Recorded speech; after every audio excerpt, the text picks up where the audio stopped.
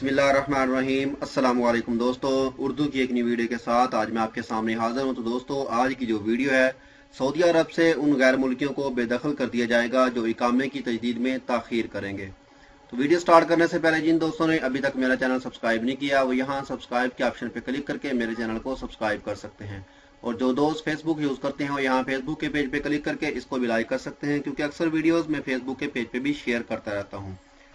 चलिए दोस्तों, video start करते हैं कि वीडियो में है क्या। देखिए दोस्तों, सऊदी महकमा पासपोर्ट ने खबरदार किया है कि तारकीन वतन इकामे की तजदीद कबल अज़ वक्त कराने का एहतमाम करें। इकामे की तारीख ख़त्म होने से कबल ही तजदीद करा लिया करें।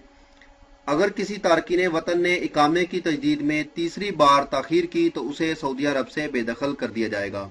इसी तरह पहली बार ताख़ीर से तजदीद कराने पर इकामा 500 रियाल जुर्माना होगा और दूसरी बार ताख़ीर से तजदीद करवाने पर 1000 रियाल जुर्माना वसूल किया जाएगा। और इसी तरह तीसरी बार खिलाफ वर्जी पर एक तरफ तो आपको 1000 रियाल जुर्माना होगा और साथ ही सऊदी अरब से भी बेदखल कर दिया जाएगा। महकमा पासपोर्ट ने ऐलान किया है कि सऊदी कवानीन और ज़वाबित की पाबंदी करें, कवानीन की खिलाफ वर्जी हरगिज ना करें।